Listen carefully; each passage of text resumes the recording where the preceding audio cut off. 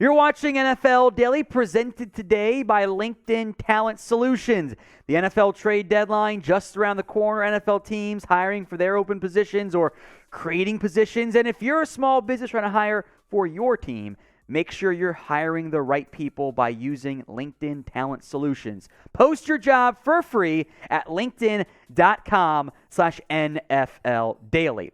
Today's show is 5 different blockbuster trade ideas. Now, we did this video last week, and you guys loved it. The views do not lie. So we're going to do it again. I will make note, filmed live on Wednesday.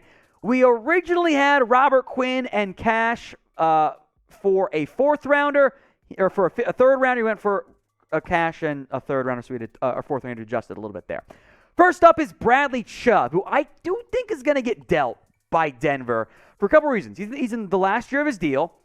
Denver's bad, and I don't think they're going to end up retaining Chubb, Denver, beyond this year because they have other young, promising edges, and they paid Randy Gregory in the offseason. They're already kind of tight on money thanks to the Russell Wilson deal. Here's my trade idea. Here come the Rams, F them picks mode, baby. A 2023 second and a future fourth round pick as well. I don't think Denver's going to get a first for Chubb, but I think they can get a little bit less than what they gave up or got for Von Miller. And these two teams will have a great working relationship. So let's run it back again. Another Denver edge goes out to L.A. on a nice little rental. And in theory, the Rams will get a third-round comp pick if they end up losing Chubb. So works out pretty decently, I think, for all sides. And it gets the Broncos some much-needed draft capital now. Chubb in his first 4 years, when healthy, has been productive, but he's been a little bit up and down from a health perspective.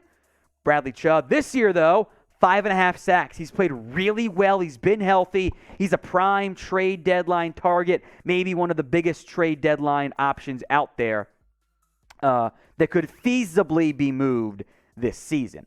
Now, the NFL trade deadline is less than a week away. We are days away from Tuesday's trade deadline. Make sure you guys are subscribed with notice turned on. We'll have videos and live shows for you. We'll be live for the NFL trade deadline. I can't wait. Hit that big red button and subscribe. It's youtube.com/chatsports.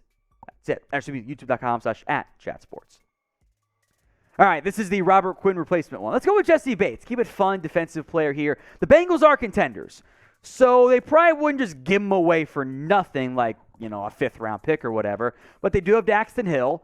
I could see them being a little bit aggressive from that standpoint. Now, I view each trade as an individual trade. So it's not like the Rams do both of these, but we'll keep it going with the Rams being aggressive because F them picks, and it's fun to have the Rams literally going F them picks, and that's just fun to me. And imagine if you can't get an edge, if you add a premier safety in Jessie Bates, who has been okay this year. Getting back on his interception train was not as productive in the regular season last year. He wants a big, fat new contract. The Rams have the F them picks mindset, as they always do. So I wanted to have fun and have the Rams be heavily involved since, that's what the Rams like to do. And I would be actually a little bit surprised if the Rams didn't make at least one trade. The other team I strongly considered, by the way, for Jessie Bates, the Minnesota Vikings. I thought about that one. I could see it being a lot of fun. And had Mike Zimmer been there, maybe, but I went with the Rams because F them picks. You can always, of course, type F them picks in the comments. But what I want you guys to do right now is a 2-part Ask the Pin comment. In one comment, name your favorite team and who you want them to trade for. If the ad break comes on YouTube, take advantage of it. Head down there, favorite team, and who you want them to trade for.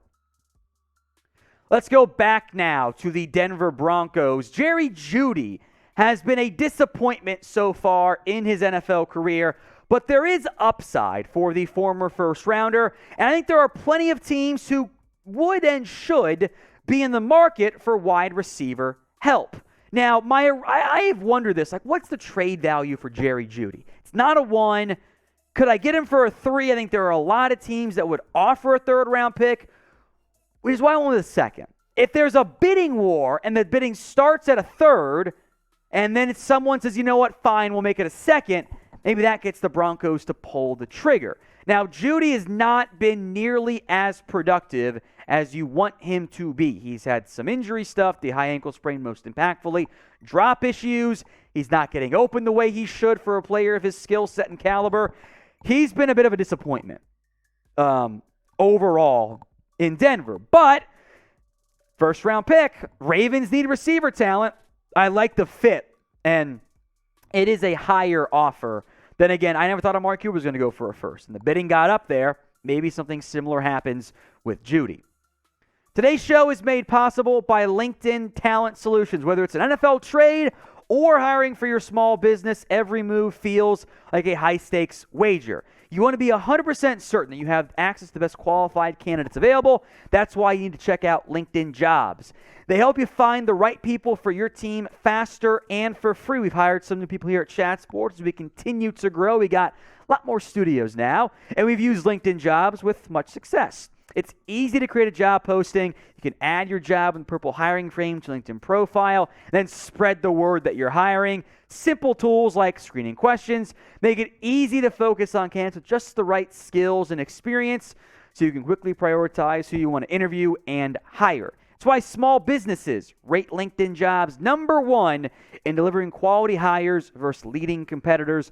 LinkedIn Jobs helps you find the qualified candidates you want to talk to faster. Post your job for free at linkedin.com/NFL Daily. That's linkedin.com/NFL Daily. It's in the comments, the description too.